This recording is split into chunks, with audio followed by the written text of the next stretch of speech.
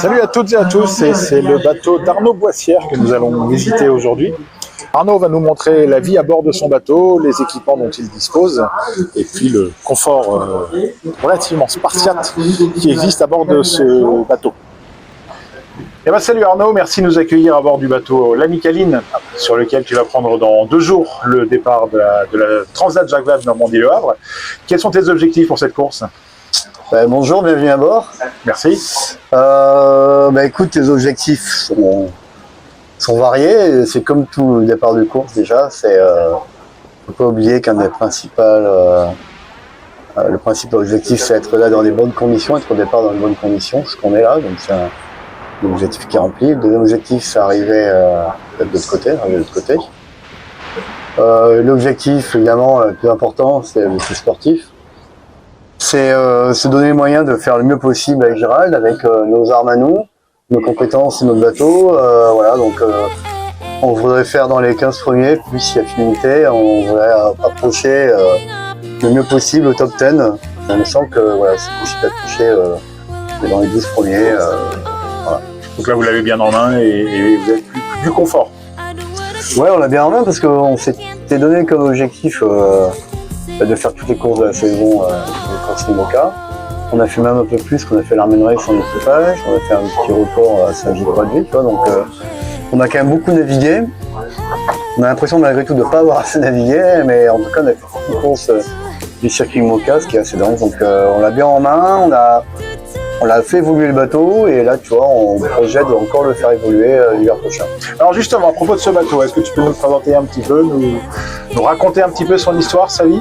Moi je suis attaché aux vies des bateaux, aux histoires humaines. Ce bateau est chargé d'histoire. J'ai croisé Michel Desjoyaux tout à l'heure. Michel Desjoyaux était le premier skipper du bateau. Il est né Foncia. Il a fait la Route du Rhum avec, la Barcelona avec. Puis il a été aux mains d'Armel Lequèche. Il a fait 2e au Vendée Globe. Puis il a été aux mains de Jean Veillou, sur les couleurs Maître Coq, il a fait 3e. Et après, il a été aux mains de Samantha Lévy, signé chez Cliffker, qui a fait 5e à la Jacques Vabre il y a 2 ans, qui a fait un super Vendée Globe, malheureusement elle a cassé en Afrique du Sud, donc elle a réparé, et puis malgré tout elle a fini son tour du monde. Donc voilà, c'est un bateau qui a été dans des mains de grand monde à voile, qui a subi beaucoup d'évolutions, puisque de dérive en incliné, il passait en petit foiler, puis en gros foiler maintenant. Il y a eu beaucoup de mâts différents. Samantha a mis un mât un peu plus court, ce qui permet d'avoir un poids général du bateau qui est assez léger. Nous, on a modifié cet hiver, on a cassé les traves, on a fait une trave un peu plus volumineuse et spatulée. On a modifié les voiles, on a modifié quelques petites choses à droite à gauche, la casquette qui va derrière et tout ça. Et on va modifier un petit peu les foils l'hiver prochain. Donc voilà, c'est la vie d'un bateau de course qui plein d'évolutions, plein de modifications pour être bien plus compétitif. Et plein d'humains, évidemment. Comment ? Et plein d'humains, évidemment. Ouais, c'est... Ce qui est chouette, c'est que j'ai navigué avec Samantha aux couleurs quand il était encore aux couleurs Initiative Cup, parce que j'ai ramené le bateau des Antilles avec elle et Nicolas Niven, donc j'ai appris beaucoup de choses. Et ça, on se connaît plus longtemps, donc c'était le temps mieux à faire. Et l'équipe technique de l'Initiative a démonté le bateau avec mon équipe à moi, donc du coup, voilà, il y a beaucoup d'échanges techniques et humains. Moi, je crois beaucoup en l'humain. Je pars en double avec quelqu'un avec qui j'entends bien à terre. Et forcément, on s'entend bien en mer, mais voilà, moi j'accorde beaucoup d'importance à l'humain. On n'est pas des machines. Et tes projets après la Jacques Vabre ? Alors les projets après la Transat Jacques Vabre, tout de suite après, une semaine après, on prend le départ de la Transat Retour, le retour à la base. Tu fais le retour à la base, d'accord ? Ouais, donc pour l'Orient. Qui va être dur à faire parce qu'on enchaîne 2 courses. On va du chaud vers le froid cette fois. Et arrivé à Lorient, il faut vite revenir au sable pour préparer le bateau en chantier avec l'objectif de mettre le bateau dans mon atelier avant Noël. Donc 3 mois de chantier court, puisque vite on met à l'eau le bateau pour commencer les entraînements et puis prendre le départ de la Transat anglaise, Lorient, New York. Et après New York et Sable fin mai, donc 2 transats l'année prochaine. D'accord. Et puis l'année prochaine, c'est l'année Vendée Globe, donc forcément c'est une très belle année intense, une belle année de rêve, puisque On ne dit pas assez, ça fait rêver du monde de faire le Vendée Globe, mais moi ça me faisait rêver, ça me fait toujours rêver. C'est une chance de gamin, de privilégié de pouvoir s'aligner au Vendée Globe. Ce sera mine de rien mon 5e et c'est juste génial. Entendu, super. On va faire un tour du bateau? Ouais. Allez, merci. Ouais. Le cœur du bateau et ton lieu de vie pour les prochaines semaines, voire les prochains mois à venir. Arnaud, est-ce que tu peux continuer à nous faire cette petite visite, s'il te plaît? Ben voilà, on est descendu à l'intérieur du bateau. On va commencer par un truc important. J'ai dit tout à l'heure, j'étais attaché à l'histoire du bateau. Ben voilà, il y a le petit Lego de Samantha. Elle avait dit à mon petit garçon qu'elle serait toujours là pour me surveiller. Donc voilà, elle est là, elle surveille. Juste dessous, on a la cuisine. Voilà, simple et efficace. Avec le pilon d'eau qui est alimenté par le désalinisateur. On a aménagé ça un petit peu mieux, tu vois, avec voilà mon mug à moi, le mug de GG, sa gourde, ma gourde, avec voilà, des petits marqueurs et des cuillères. Là, on a pas mal d'électronique, d'électricité, ce qui nous permet de commander le pilote, des alarmes, à peu près. Voilà, ça c'est quand le safran est relevé, ça nous indique qu'il y a un problème, le safran est relevé, tu vois, un couteau à portée de main, un deuxième. Voilà, alors la deuxième partie du bateau qui est importante, ce qui intrigue aussi les jeunes et moins jeunes, c'est le dodo. Donc on attache quand même pas mal de confort à ça parce que c'est important de pouvoir bien se reposer, surtout en double. Donc au-dessus, on ne dort pas au-dessus, ça c'est les étagères de rangement. D'accord. Voilà, où on met tous les sacs. Et dessous, on dort là dans un pouf, extrêmement confortable au final, avec un petit coussin. Voilà, avec un petit talon pour pouvoir, voilà, une fois que tu es dedans, tu te mets comme ça même si le bateau penche, c'est tranquille. Comment est-ce que vous avez organisé l'écart à bord? Alors, l'écart général de ce qu'on fait, c'est que naturellement, même pour les petites courses comme le Fastnet, on essaie rapidement d'aller se reposer. Et on a un minuteur à l'intérieur du bateau qu'on peut régler jusqu'à 2 heures maximum. En général, on le met 35, 40, 1 heure. Comme ça, celui qui dort, il sait que il sait qu'au bout de 2 heures, le gars qui est dedans, il sortira. Et c'est pareil, ça réveille. En effet, ouais. Effectivement. La table à cartes avec l'écran d'ordinateur. Donc la table à cartes qui est pivotante. Donc on la met d'un côté à l'autre, okay. Avec voilà, l'écran d'ordinateur, l'électronique, le téléphone qui est un iPhone pour pouvoir être connecté à la Terre, notamment pour les communications, puis avoir l'ordinateur. Avec voilà, l'énergie, tout ça. Le système de quilles, gauche-droite, et ça bascule d'un bord à l'autre pour faire contrepoids. D'accord, ok.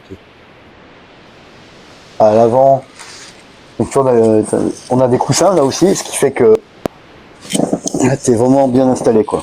Oui, effectivement, oui. Là, ouais. Il y a même moi, pour ainsi dire. Ouais. Moi je dors là la plupart du temps quand je suis en solitaire. D'accord. Oui. Pour avoir du rhum, je dormais beaucoup là, parce que tu ouvres un œil, hop, tu vois la cartographie. Ok, oui, donc il n'y a pas vraiment besoin de se réveiller totalement, voilà. Et tu peux avoir voilà. Un petit œil et puis c'est bon. D'accord. Donc à l'avant, il y a plein de cloisons. Notamment là, la cloison où devant, il y a la quille et des foils. Là, ce qu'on voit là, c'est un vérin qui dirige le foil, qui permet au foil d'avancer et de reculer. Ça s'appelle le règle de foil. Et encore à l'avant, on a la soute à voile. D'accord. Donc c'est tout confort. À laquelle tu accèdes donc au besoin par cette trappe, ouais, c'est ça. Ouais, exactement. Notamment là, tu vois, les premiers jours de course, ça se trouve, les voiles elles sont beaucoup à l'intérieur. Et à un moment, si on est un peu plus vent arrière, on peut amener les voiles de là-bas à l'arrière, à l'intérieur. D'accord. De l'autre côté du bateau, la même chose, du matériel qu'on met à gauche ou à droite. Voilà. Donc évidemment, au moment du départ, tout sera bien stocké d'un bord ou à l'autre. Avec la pharmacie, avec la SAOT. On a déjà amené nos sacs de vêtements à bord, c'est nos sacs orange. Il y en a un qui est à Gérald, le mien qui est marqué là, tu vois. Donc voilà, là on a... Là j'ai de quoi me vêtir pendant la transat et même le retour, puisque j'enchaîne après le retour. Le petit bonnet, voilà. certaines des affaires sont sous vide également. Ok. Et tu vois là, regarde, ça c'est le petit moment de plaisir qui est pas anodin. C'est que j'ai un petit bouilloire pour faire des lyophilisés. Également, j'ai une petite casserole, tu vois. D'accord. Une petite casserole de camping, hein, tout simplement. Là, on peut faire des pâtes. Ah, sympa. Alors quand on fait des pâtes, c'est la fête un peu, tu vois. Donc, hop, tu fais cuire des pâtes. D'accord. On a des petites sauces et tout ça, donc c'est les moments un petit peu plus de plaisir. Il faut également que ce soit dans des conditions où la mer, l'état de la mer et le vent n'est pas trop fort. Bien sûr. Autant dire que ça se trouve tout de suite. Oui, c'est pas en permanence. Voilà, c'est pas en permanence. Et ton quotidien à bord, en termes de confort, en termes de qualité de vie, tu le qualifierais comment? Bah, je dis que c'est... On fait des concessions pour venir à bord du bateau, on est tout le temps dans l'humidité et tout ça. On n'est pas non plus en croisière gastronomique, donc... Gérald me pousse à faire des petits conforts. Le coussin à billes, là, la cuisine, on l'a réagencé. Ce qui fait que quand tu t'assois sur la marche, t'es vraiment bien. Donc c'est pas non plus le rythme, mais on est bien. Enfin, en tout cas, moi je m'y trouve bien et je pense que c'est important de se trouver bien dans son bateau, de bien se sentir et surtout être en confiance, quoi. Donc moi je me sens bien à bord du bateau. Moi je trouve que le petit confort qu'on a fait, c'est pas mal. Là, on a deux bacs isothermes. Se faire à manger, on les met là, toi t'es en train de manger, ça reste au chaud, tu poses là, tu vas faire une manœuvre et tu ressors pour manger un peu. Donc moi je trouve que le bateau il était bien conçu, bien pensé, on l'a fait un peu évoluer dans ce sens-là.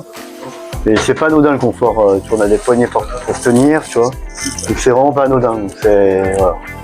Moi je qualifie le bateau, probablement c'est le bateau le plus confortable que j'ai jamais eu, bien qu'il soit le plus rapide que j'ai jamais eu. Meurtrière. Vas-y. Donc démonstration. C'est fait à mon gabarit, donc je suis pas très grand. Hein. Je fais moins d'1m70. D'accord. Voilà. On s'accroche là. On se met comme ça. Voilà. 4 pieds. Et là, moi, je suis hyper bien. Ok. Voilà. D'accord. Donc de là, j'ai le pilote automatique. J'ai la vitesse du bateau et tout. La tabacarte là-bas, enfin l'écran de tabacarte avec la cartographie, donc d'ici je peux tout faire. Donc là, tu as vraiment l'accès à toutes les commandes du bateau. J'ai accès à tout, si à un moment il faut détendre l'écoute de grand voile, hop, je peux choquer ici. D'accord. Donc je suis vraiment bien, j'ai même le petit support pour mettre le mug de café. Parfait, que demander de plus? La roue du café, le mug de café. Normal. Le bonheur est là. Avec un message bien particulier qu'Arnaud nous a pas signalé.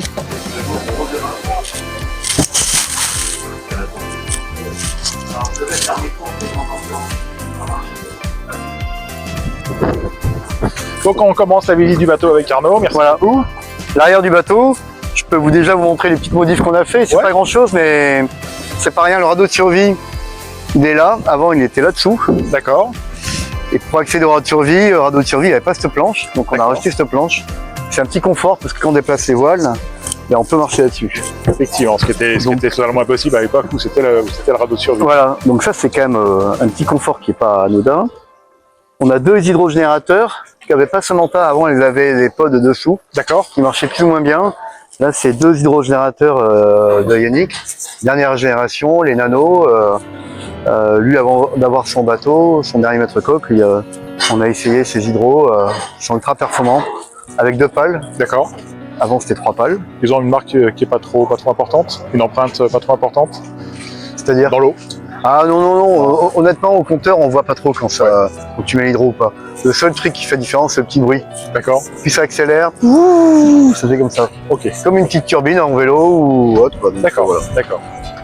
Donc voilà, l'autre truc qu'on a rajouté sur le bateau qu'il n'y avait pas avant, et je m'étais un peu fait peur pendant la route du Rhum, on a des écarteurs à l'arrière du bateau qui permettent d'écarter les voiles volumineuses. Avant, le point d'accroche était ici, et pas fixe. Et plusieurs fois, il s'était décroché. Donc ce qu'on a fait cet hiver, ben voilà, on les a mis ici, avec une grosse cadenne qui est très costaud, avec un gros renfort dessus, et ça pivote. Le tube, voilà, il est là. Le tube carbone, là, voilà, tu vois. Il pivote. Et ça évite d'avoir un tube qui traverse le bateau. Ici, notamment quand on déplace les voiles. D'accord. Ok. On fait beaucoup de matossage. On déplace les voiles à droite, gauche, avant, arrière. Donc c'est un petit confort. Entendu. On va continuer vers l'avant du bateau. On a modifié ça aussi. Précédemment, il y avait une bulle. Maintenant, on a mis une petite meurtrière, ce qui est pas mal, avec un petit siège à l'intérieur, ce qui fait que quand je m'assois, je peux voir l'avant du bateau ici. Donc, c'est un petit confort supplémentaire qu'on envisage encore d'améliorer, notamment l'année prochaine en vue du Vendée Globe. D'accord, pour avoir un petit peu pour avoir une protection plus importante, une visibilité plus importante. Et en termes de visibilité également, on a rajouté des caméras, donc une de chaque côté et une en pied de main sur le mât au niveau du radar. D'accord, ok. Comme ça, quand on manœuvre, on ne va pas forcément devant et grâce à ces caméras-là, on peut voir l'avant et les côtés. Et ces caméras-là, on s'est un petit peu incliné à gauche et à droite pour pouvoir voir l'extrémité des foils. Ok, d'accord. Voilà, donc les panneaux solaires Bonne toujours. collection de panneaux solaires, oui, c'est ce que je voulais te dire. Ouais. Et on envisage d'en mettre 3 de plus l'hiver prochain. D'accord, d'accord. Donc pour être vraiment totalement à l'aise. Pour être à l'aise en énergie, en autonomie complète, avec l'objectif d'embarquer très peu de gasoil, mais au dernier tour du monde, j'avais embarqué 120 litres de gasoil et j'en ai utilisé moins de 90. Ah, en effet, donc c'est bien, c'est du poids, c'est le mode en plus entre nous. Et non, on essaye tous d'embarquer le minimum de gasoil voilà, pour essayer de donner aussi l'exemple pour les bateaux de croisière. On a plein de sources, moyens de récupérer l'énergie, l'hydrogénateur de Watt&C, des panneaux solaires, donc voilà. C'est le mât d'origine de Samantha Davis, voilà, un mât assez court par rapport aux autres. L'avantage que j'ai avec ce bateau-là, c'est que j'ai un mât de secours. D'accord. J'ai le même à l'atelier. Okay. J'ai le petit frère, ou le frère jumeau plutôt, qui fait la même taille. D'accord, donc ouais, en cas de casse, tu peux le remplacer relativement facilement. On se touche du bois, mais voilà, en cas de casse, c'est une catastrophe, mais au moins on a un deuxième mât. Donc voilà, la caméra sous le radar, avec à côté de la caméra, il y a des petits projecteurs de pompe qui sont quand même bien puissants, bien utiles quand on va à l'avant du bateau manœuvrer de nuit. On est quand même bien content d'avoir ça. Et d'y voir clair. D'y voir à peu près clair. À peu près clair, oui, en tous les cas, oui. Donc l'avant du bateau, on voit que le pont n'est pas plat. Ça a été un des premiers bateaux conçus comme ça, avec Michel Desjoyaux. C'est extrêmement pratique, parce que quand on met les voiles, par exemple, on peut les fixer au milieu, avant de les mettre à droite, à gauche. Et surtout quand le bateau penche d'un côté, tu marches sous le vent, et du coup tu marches plat. Du coup c'est une petite habitude à avoir. C'est pas très pratique à quai, mais en mer je te promets que c'est pratique. D'accord, d'accord. Voilà, on a une cadène ici qui est importante, c'est la cadène de J4. Le J4 c'est le tourmentin. Ok. C'est la mode d'en parler en ce moment parce que le départ à Gigva va être un peu agité, donc on va s'en servir. Désormais le tourmentin, c'est une vraie voile, on s'en sert vraiment comme voile de course, donc c'est une voile importante. Là c'est le J3. La particularité avec ce bateau-là, c'est qu'on a un J3 assez grand. D'accord. Et là le J2 là qui est dans la housse, qui est tout propre, tout beau. Et devant le J2, on a le bout dehors qui fait 1,80 m. C'est là où on embarque, on met les voiles volumineuses. Le SPI qui fait 400 m², le grand Génac qui fait 250 m² et des autres petits Génaceurs. De l'autre côté du bateau, ce qu'on embarque sur les transats, c'est une natte qui est dans sa housse. C'est-à-dire que c'est ce qui fait le profil dans la grand voile. Ça peut arriver, une erreur de manœuvre, ou l'usure ou quoi, la latte elle casse. On a celle-là, on se perd. D'accord, voilà. D'accord. Donc elle est à bord, disponible et à poste au cas où. Ça arrive malheureusement, donc c'est bien à voir pour pouvoir la changer, et surtout en pensant que on a 30 retours. Il y a un Jacques Vabre, mais on a une course retour. Bien sûr. À quelle fréquence est-ce que tu as besoin justement de monter, travailler sur le pont à l'avant du bateau? Ah, on y va régulièrement. Bon, là le départ de la course, c'est qu'on va beaucoup avoir du vent de face. On verra si on met la voile de brise dès le départ ou pas. Et si on ne met pas dès le départ, on fera comme le Fastnet. On l'enroulera sur lui-même, sur le pont, et là il faut aller devant. Donc malgré tout, même quand il n'y a rien à faire, on y va au moins une fois par jour. D'accord. Pour inspecter, bien sûr, voir si tout va bien. Voir si tout est, les caméras ne font pas tout le job. Bien sûr, oui. Ça vaut le coup d'y aller. Donc tu mets ton ciré, tu mets ta capuche, tu tu mets le casque Bien sûr. et que tu vas devant. Après, quand le vent sera un peu plus établi, ben, on mettra des voiles volumineuses, donc il faut mettre les voiles, il faut aller devant les mettre, il faut les affaler, il faut retourner devant. Donc là, quand il fera, on va dire, quand on sera au portant, voire arrière, on ira de manière beaucoup plus fréquente. Ouais. Les acteurs, Dieu sait si on a des acteurs différents. Tu aimes ce que tu viens d'entendre? Alors n'hésite pas à republier, à liker et à t'abonner à ma chaîne. Et tu vois là, regarde, ça c'est le petit moment de plaisir qui est pas anodin. C'est que j'ai un petit bouilloire pour faire des lyophilisés. Également, j'ai une petite casserole, tu vois. D'accord. Une petite casserole de camping, hein, tout simplement. Là, on peut faire des pâtes. Ah, sympa. Alors quand on fait des pâtes, c'est la fête un peu, tu vois. Donc, hop, on fait cuire des pâtes. D'accord. On a des petites sauces et tout ça, donc c'est les moments un petit peu plus de plaisir. Il faut également que ce soit dans des conditions où la mer, l'état de la mer et le vent n'est pas trop fort. Bien sûr. Autant dire que ça trop tout de suite.